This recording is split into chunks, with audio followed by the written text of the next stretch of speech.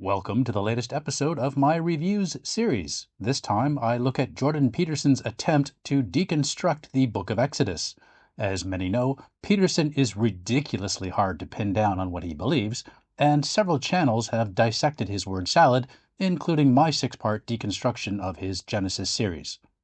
First, let's look at the panelists he invited to the discussion, as their backgrounds are very telling of Peterson's manipulative attempts to sway the religiously illiterate.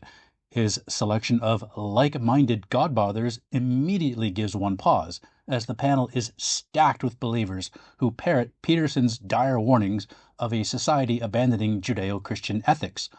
Only 1 or 2 serious religious historians were present, but that's better than none.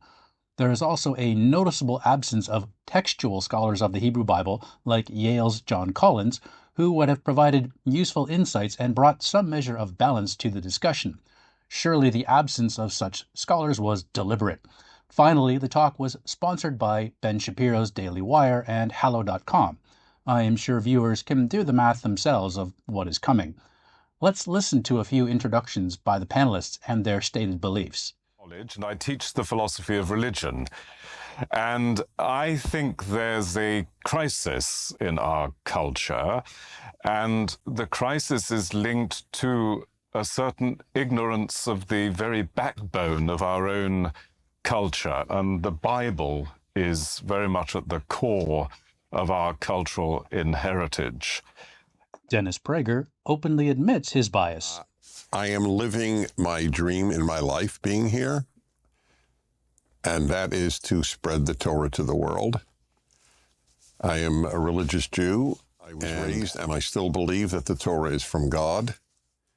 How God delivered it is his business. I have no particular interest in the methodology, only in the ultimate authorship. That it has my favorite document in history, the 10 Commandments, and as I say on my American talk show, if you want to defund the police, there is actually a way. Have everyone live by the 10 Commandments. Then you. Prager seriously believes living by the 10 Commandments would make the world ethical. I don't know what meds he's on, but he needs to up the dosage, or at least pick up an effing history book. Does anyone expect any rational arguments to come forth from this man given his stated beliefs? Okay, one more telling introduction. I grew up reading the Bible quite a lot. I'd say the Bible gave me the primary images through which I came to understand myself and the world. Okay, on your bullshit bingo cards, who had circular reasoning? Then, around the 16-minute mark, Prager makes a galactically stupid comment about Americans and the Founding Fathers as he attempts to relate the story of Joseph's contribution to the Egyptians being forgotten by later generations of pharaohs who have enslaved the Israelites. We have forgotten our debts in America to Washington, Madison, Jefferson. And there arose a new generation in America who knew not Madison. This is a perfect example of the abject failure of the American educational system and demonstrates either A, Prager is intellectually dishonest and knows full well the separation of church and state enshrined by the Founding Fathers, or B, he really believes the Christian nationalist rhetoric, even though he's Jewish because it suits his narrative, that America really was founded as a Christian nation. It is clear Prager is using both A and B. He knows the history, but he deliberately obfuscates.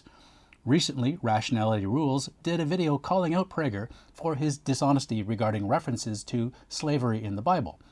Then Prager claims fear of God is the source of wisdom. You either fear humans or you fear God. Fear God is the root of freedom and wisdom. What? Seriously? Not even the professor of the history of philosophy objected to this abject nonsense. Shameful.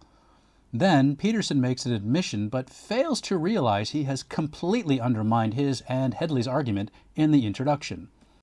Really, the evidence that there's a core human nature is pretty damn strong, particularly perhaps if you think biologically. If we have a core human nature, then that is where our morals come from. Why do we need religion and or the Bible as a source of morals? Further, if our morals preceded the Bible, then they are independent of the Judeo-Christian ethic, as Peterson has just admitted.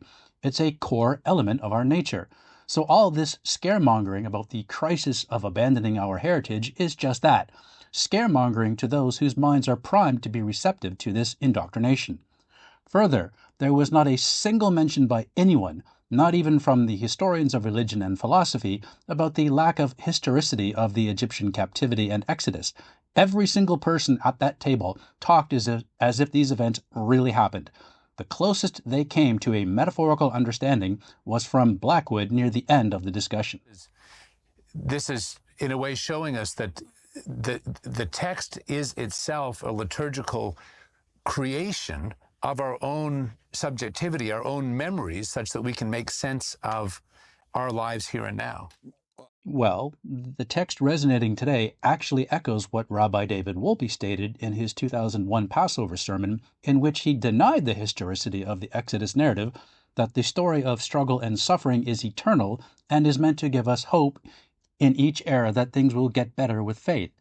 However, this interpretation wholly ignores the actual history behind the creation of this tale as part of King Josiah's monotheist Reformation propaganda written around 622 BCE.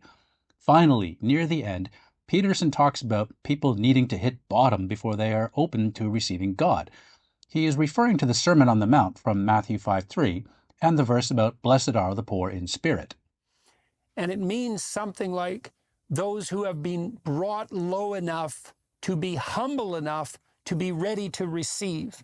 And I think this is more of Peterson's complete nonsense. Lots of people come to religion without first hitting rock bottom in their lives. Though, of course, there are people who have converted and found solace during a dark period, and I am not denying their personal experience.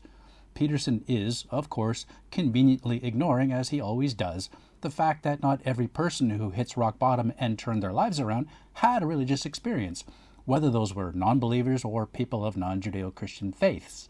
It simply doesn't fit his biblical worldview that only when one is humbled enough can they be open to receiving a spiritual awakening or rebirth. I will not bother with the additional videos in his Exodus series, as the first was cringeworthy enough. Further, we can see from the panel none of the members have any interest in a critical deconstruction, as this discussion is simply an echo chamber of their confirmation bias. Thanks for watching. Please check out the other videos on my channel if history is your thing, and see you next time.